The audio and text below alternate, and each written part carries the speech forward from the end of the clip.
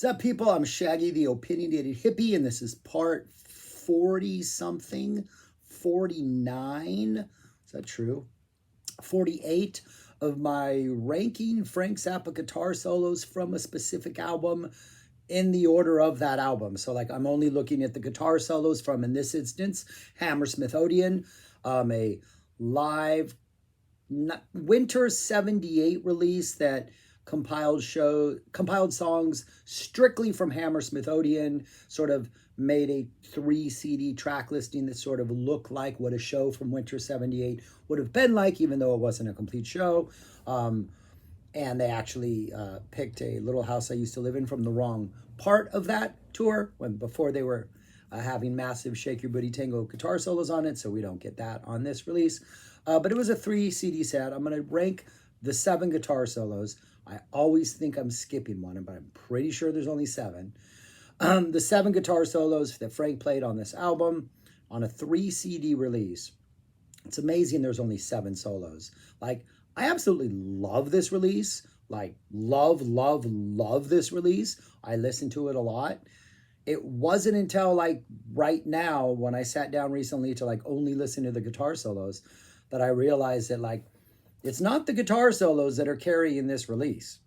I mean, this is just a fantastic band, fantastic songs, fantastic performances, good solos. Like, I think they're all good solos, but looking at them, like, I think in every single instance of every single song that is played on this, I'm going to say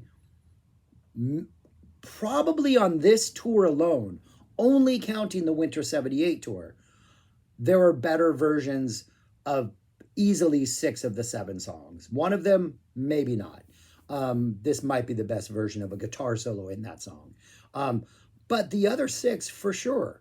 I know there are better versions because I've heard them. Yeah, I would say that. Maybe not ridiculously better versions, but in no way are 6 of these like the definitive version of that song from that tour, to my ears. But I still really like it, and I still really like the solo. So I don't know why I'm throwing all that out there. But I just came to the realization that I truly love this release, but it's really not because of the guitar solos. The guitar solos are fantastic. They're Frank guitar solos, but in listening to them, none of them are the definitive versions of that song. So I just found that interesting. So I'm going to go over the 7, and then I'll put the list on the screen when I'm done, if you just want to see what it looks like. And then you let me know your ranking. Or if you're new to this and you watch another video, or pause it now, let me know your ranking before you watch my ranking, so we can see how we wildly disagree. That's the best part when we do. Especially because my number 7 already might upset some people. My number 7 is Watermelon and Easter Hay, prequel. This is a very early version of Watermelon and Easter Hay. It feels early. You can tell it's early. It just feels a little timid. I think Frank's guitar solo, it doesn't quite have that just... whatever he arrived at in that final version, whatever that emotional core is gone, that just sort of like that exquisite beauty that the final version has is just sort of lacking. And he's just kind of searching around for ideas in the solo, and you can kind of see how it's like he's just, hey, what will this song offer me? What will this vamp do for me? You can see he's playing around with it. So it's interesting, and I think it's really neat to hear, an early version of a song that is obviously, an iconic Frank Zappa track. But I definitely I think every other solo on here, as far as a solo goes, is more interesting. I think this is, I would say, by far the weakest solo on here, though it's only like 3.5 minutes long. Though what it lacks in like, butt kickedness, it makes up for in novelty, I guess. Novelty may be the wrong word. It's a song that I think the more of a Frank Zappa fan you are, the more you appreciate the song. If you're a guitar fan and you're listening to this, you're like, oh, what was that? It's not that bad, but All right, number 6, City of Tiny Lights. Just a really good, solid Winter 78 City of Tiny Lights solo. Just that plotting beat. So I've got some good energy. Frank's attacking pretty hard. In no way complaining about it. It's a good listen. But it's there. It serves its purpose. It's definitely could go on longer. It's relatively short in the scheme of like historical City of Tiny Lights solos, but got some good energy. And Frank is attacking. His attack on here is he's got very jagged playing. Like he's kind of just going, a lot of very linear ideas in what his solos are. Like he's just kind of going full bore straight ahead, but he has all these like little deviations in his solo that just always make things a little weird on this tour particularly. Number 6, City of Tiny Lights. Number 5, Muffin Man. It's a really good Muffin Man. I really like this Muffin Man. I think this Muffin Man actually, there might be a discussion for this being, this was the one when I looked at the list again, I was like, well, maybe more than one. It's a pretty good Muffin Man. It's Frank's attacking pretty hard. He's got some really dirty sounds in there. It's getting pretty aggressive. It goes on longer than say they would, by the we get to the 80s. So it's got a little bit of heft to it. So yeah, it's actually a pretty good Muffin Man. And I wouldn't be surprised if people ranked it higher. For me, that Muffin Man solo is it just always does what it's supposed to do, right? And even when they're not that good at Muffin Man solos, they're usually pretty good Muffin Man solos because it's in Muffin Man. So like the range from like from like the worst Muffin Men to like the best isn't that wide of a gap. So because it's not that wide of a gap, it usually doesn't rank higher than like the halfway point on any of my lists. I'll just give that away, especially live versions. And so I think that's the case here. I think the ceiling on Muffin Man is not as high as the ceiling on others, just because it's just has this really straightforward purpose that it always fulfills, if that makes sense. Number 4 is Black Napkins. I'm not sure this is one of those Black Napkins that might, I've heard a lot of Black Napkins from 78 and I like all of them. This might be the worst one of the tour. Like, I'm not saying it's bad. It's pretty short. There's no sort of development of ideas in any way. Frank's just like full on attack. Let's play Black Napkins as an encore. I'm just going to rip off this like 2-minute solo. I'm going to go all over the place, but like in a really short, like short attention span fashion. Not really going to develop any ideas for too long. I'm just going to attack, just go at you, just attack. Just full, maybe some weird, jaggedy little detours, but I'm just going to attack. And I'm going to wrap it up pretty early for a Black Napkins and get this thing done in under 5 minutes. So yeah, that's your Black Napkins. But it's Black Napkins and it feels, it's like just like an exhilarating rush. It's like a really, really fast roller coaster. It's like going to get on a ride that you think is going to maybe take like 15 minutes and it's over in like 2. And you're like, oh, wow, okay, so that just happened. So I don't know. It's the Muffin Man solo is by and large probably a better solo, but I like the Black Napkin ones better because I'm just expecting something a little bit, I don't know, more thoughtful in the Black Napkin solo. And Frank's just like reckless abandon in this thing. Just kind of makes me happy. Number 3 is Punky's Whips. Punky's Whips just brings it. This is a good solo. It's like Muffin Man. It's one of those that I rank up there with like, just do what you know you're going to do. Ride that riff, close it out strong, have a nice build up to the end, go into that closing part. Like it all works. That's all perfect, right? But when you can stretch it out for maybe an extra 30 seconds, maybe an extra minute more here, and really just kind of go some darker places and throw a little bit of darker energy and just spend a little more time, like not just rushing toward that climax. Yeah, this is really good. I recently did Zappa in New York. That might have been the previous video.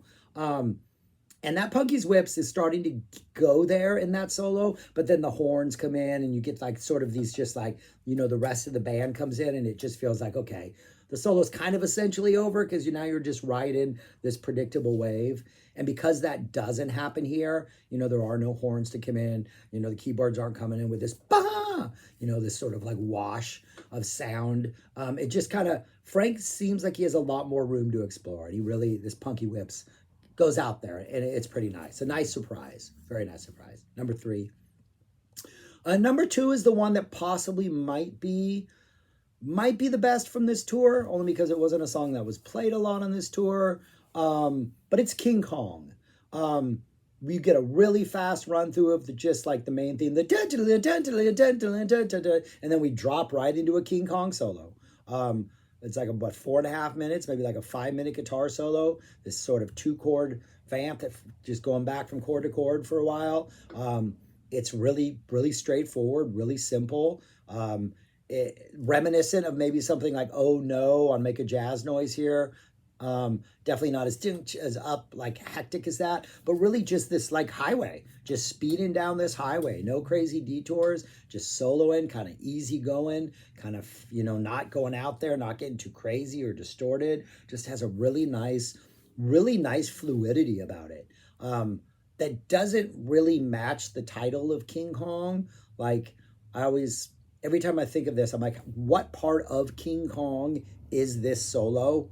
Like, and maybe it's the beginning of the movie when they're sailing to the island and maybe the seas are calm and it's sunshiny and something's going to happen, but it doesn't feel like it because everything's positive. Like, it's just not a negative. There's nothing negative about this. Nothing in any way like dark, nothing like aggressive.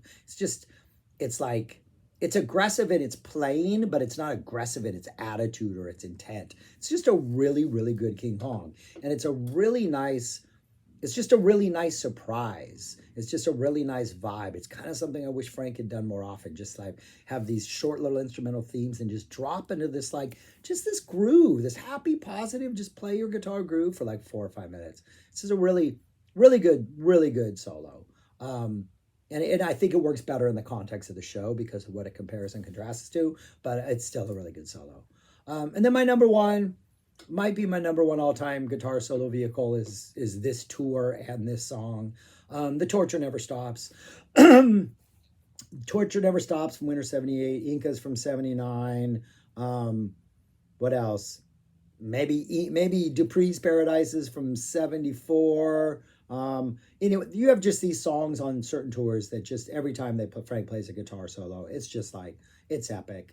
Rat Tamago is from the same tour. It's a Torture solo. The Torture Never Stops from You Can't Do That on Stage, Volume 1 is from this tour.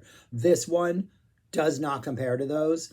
If those are like S++ tiers, this is maybe just like an S-, maybe an S, but those two are just perfect. If those are 10s, this is like a 9.7 maybe. But it opens up with this really strong motif that Frank kind of leans into.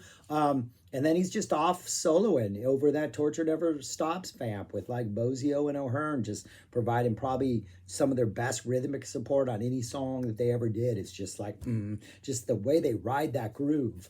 And compared to those two solos, I think those two solos are maybe just have a lot more what I imagine them. This one kind of maybe goes lower at times and finds more of a chiller ride at times and isn't quite as aggressive and quite as an attacking. But it definitely doesn't quite reach the same peak that those two reach. But from start to finish, it's just Frank and at his most comfortable with a dark kind of sinister tone with an incredible rhythm section just underneath him. Just everything about Torture Never Stops solos from Winter 78 are just fantastic.